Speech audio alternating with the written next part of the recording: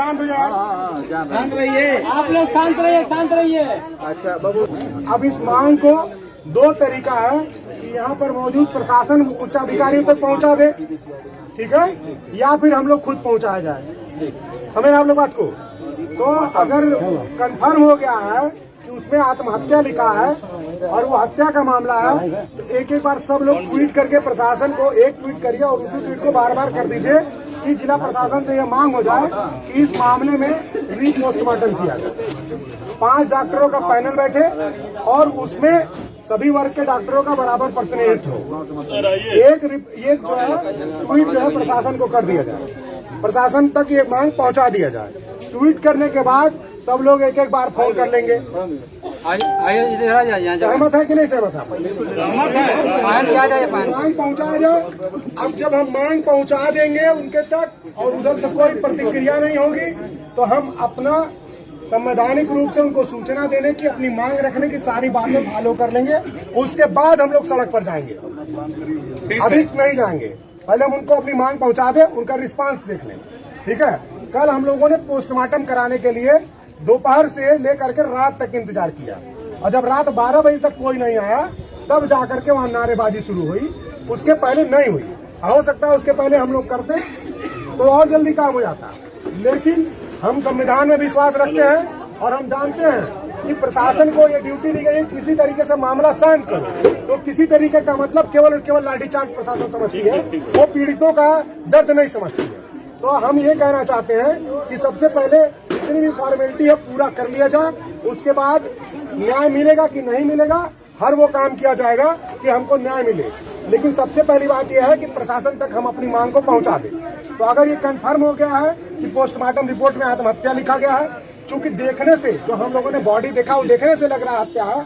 वो फंदा लटका हुआ है, पैर जमीन को छू रहा है, कपड़ा पीछे का फटा हुआ है और धूल लगा हुआ है, तो उसे पता चलता है कि वो हत्या का मामला है।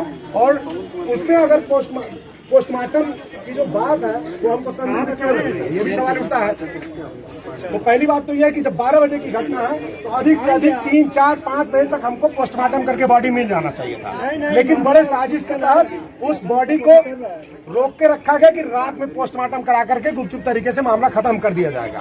लेकिन हम लोग वहाँ लगातार बने रहे और वो मौका नहीं मिला इन लोगों को और फिर रात में पोस्टमार्टम करना पड़ा। अब सोचिए 2 पोस्टमार्टम करने के लिए 2 पुलिसकर्मी और 2 डॉक्टर काफी थे, उसको कराने के लिए 4-5 थानों की पुलिस बुलाई गई। 4-5 थानों की पुलिस बुला करके यहाँ पुलिस की मौजूदगी में पोस्टमार्टम कराया गया। तो क्या वो पोस्टमार्टम दबाव में नहीं हुआ? ये कोई गारंटी है कि पोस्टमार्टम दबाव में नहीं हुआ है? इस बात की कोई गारंटी नहीं है कि लोगों को, इस सरकार को या इस प्रशासन को न्याय दिलाने में इंटरेस्ट नहीं है। उनको इस बात में इंटरेस्ट है कि मुख्यमंत्री के शहर में कोई इस तरह का क्राइम नहीं हो रहा है।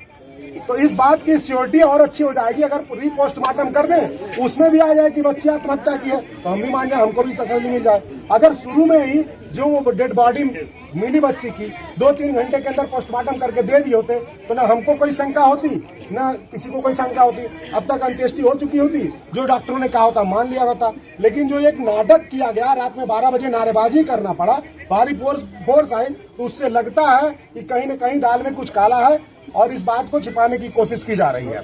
दूसरे, जो प्रथम दृष्टया फर्स्ट साइड जब हम बॉडी को देखते हैं तो उसमें सीधा पता चलता है कि वो हत्या है, आत्महत्या नहीं है।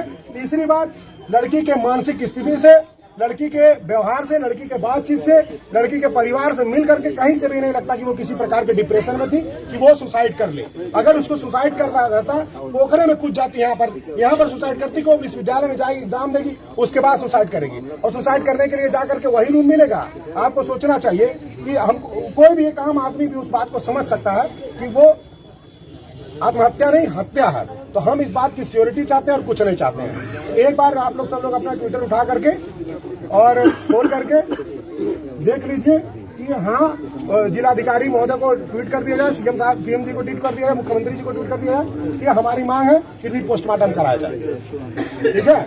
और अभी जो बात चल रही है कि नहीं भाई, क्या नाम है कि FIR दर्ज कर दिया गया। भाई बेसलेस FIR का क्या मतलब है? जो क्राइम नहीं हुआ है उस क्राइम का FIR दर्ज कर देंगे तो क्या मतलब है? पोस्टमार्टम करा आत्महत्या, आप हत्या मुकदमा तो उसका कोई मतलब नहीं रह जाता, वो आगे चल के मामला खत्म हो जाएगा। और ये केवल एक बच्ची का मामला नहीं है, ये यूनिवर्सिटी में पढ़ने वाली सभी लड़कियों के, बच्चियों के सुरक्षा का मामला है।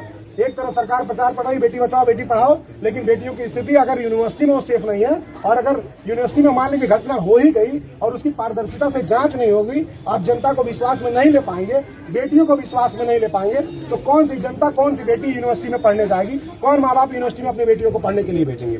तो इस बात के लिए जरूरी है कि सरकार जो काम कर रही है कि बेटी बचाओ बेटी पढ़ाओ, वो ठीक ढंग से लागू हो सके, जनमानस को पारदर्शी तरीके से इस बात का पता चले कि वो हत्या है कि आत्महत्या है, उस बात पर ठीक ढंग से काम हो। इसलिए भी पोस्टमार्टम होना जरूरी है। हमारी प्रशासन से यही मांग रहेगी। अब हम लोग फोन करेंगे, ट्वीट करेंगे, किसी भी तरीके से उनको अवगत कराया जाएगा।